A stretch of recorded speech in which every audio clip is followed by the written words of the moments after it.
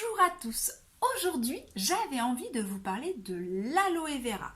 L'aloe vera est une plante purifiante pour votre maison, mais souvent on ne connaît pas trop son entretien, ses vrais bienfaits. Donc aujourd'hui, petit coup de projecteur sur l'aloe vera. L'aloe vera est cultivée dans les pays chauds. En l'occurrence, pour nous fleuristes, souvent elles viennent d'Espagne. Celle qui est devant moi vient également d'Espagne. On la cultive donc dans les pays chauds et son origine vient du Mexique ou de l'Afrique.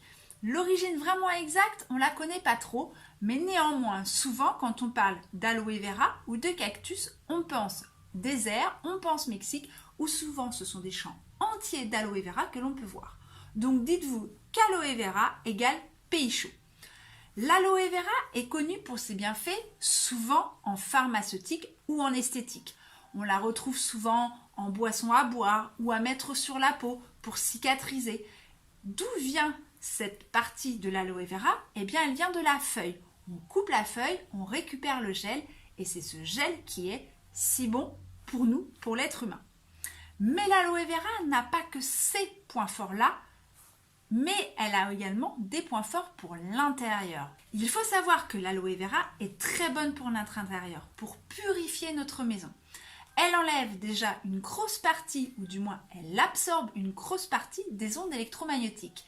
Donc mettez-la à côté de la box, de l'internet, du PC, du téléphone, elle emprisonnera une partie des ondes électromagnétiques.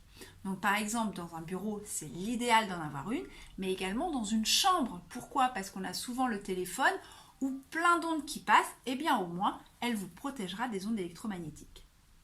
L'aloe vera absorbe également tout ce qui est benzène, toluène et formaldéhyde. Toutes ces substances qu'on a dans les produits ménagers ou autres et qui se retrouvent enfermées dans notre intérieur. Donc à la saison où il fait froid et où on n'aère pas trop, l'aloe vera, c'est l'idéal pour purifier notre maison. Mais le petit plus qu'on ne connaît que très rarement, c'est qu'elle aide également à lutter contre les acariens. Donc pour les gens allergiques, l'aloe vera est vraiment une plante à avoir dans son intérieur. D'où aussi souvent le fait qu'on dise qu'il faut qu'elle soit dans une chambre. Parce que chambre, acarien, c'est souvent lié au matelas. Donc mettez une aloe vera dans votre chambre, vous aurez vraiment double utilisation. Il faut savoir également que l'aloe vera, dans certaines civilisations, elle apporte bonheur et prospérité. Et elle éloignerait même les mauvais esprits. Donc, il vous faut une aloe vera dans votre maison. Sans blague, vraiment, souvent, l'aloe vera est considérée comme un porte-bonheur. Dans beaucoup de civilisations, et en France, on en entend de plus en plus parler. Souvent, on nous réclame la plante porte-bonheur qui ne demande pas d'entretien. C'est l'aloe vera, souvent, dont on nous parle. Donc, comme quoi, il faut vraiment avoir l'aloe vera. Mais vous me direz, c'est bien beau tout ça, mais comment on l'entretient? L'aloe vera est vraiment une plante très simple d'entretien. L'hiver, on l'arrose une fois par mois un petit peu. Et dès le printemps, l'été, ça peut être une fois toutes les semaines, 15 jours. Mais pas trop d'eau. Parce que si elle a trop d'eau, elle va pourrir. Et quand on n'arrose pas trop près du bord où il y a les feuilles. On s'éloigne un petit peu et on arrose vraiment sur la terre. Comment savoir si votre aloe vera est sec? Reportez-vous à une vidéo que j'ai faite il n'y a pas longtemps sur l'arrosage. Et l'arrosage, je vous disais, quand une plante a très soif, elle se décolle de son pot. Et bien en fait, c'est un peu le même principe pour l'aloe vera, qui est une plante grasse, qui en fait récupère l'eau dans ses feuilles, elle la garde. Et bien tout simplement, quand votre aloe vera se décolle de son pot, c'est qu'elle a vraiment très très soif. Donc là, on arrose un petit peu la terre. Mais franchement, l'aloe vera est vraiment une plante très simple d'entretien. L'aloe vera peut également être mise dehors l'été. Sans problème, vous pouvez y aller, sauf attention. On ne la met pas en plein soleil. On y va tout doucement. On la met à l'ombre.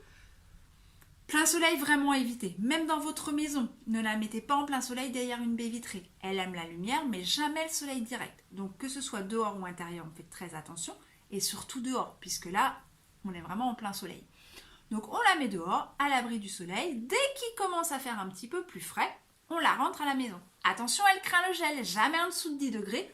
Donc, on vérifie le thermomètre et dès que vous avez froid, vous la rentrez.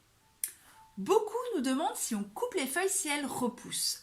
Non, quand vous coupez un bout d'une feuille, elle ne va pas repousser au même endroit. C'est les petits rejets qui vont se faire qui font qu'elles vont repousser, ou l'aloe vera pousse par le centre. Donc, vos feuilles pousseront par le centre et vont s'épanouir.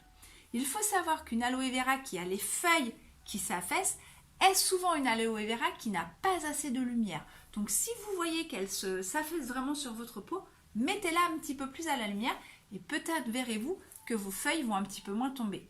Mais c'est vrai que souvent, il faut quand même de la place. Pourquoi? Parce que les feuilles sont lourdes et avec le poids, elles se tassent, donc elles prennent un petit peu plus de place.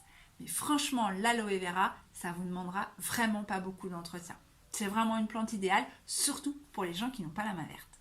Peut-être une chose que vous ne connaissez pas sur l'aloe vera, c'est qu'elle fleurit.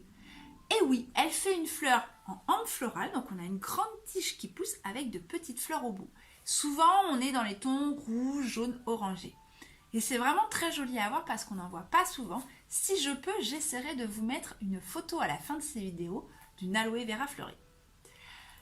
Je pense avoir fait le tour et ne rien avoir oublié. Donc pour récapituler, l'idéal est donc de mettre une aloe vera dans votre chambre, bureau ou même la salle à manger ou tout endroit proche d'une source avec ondes électromagnétiques.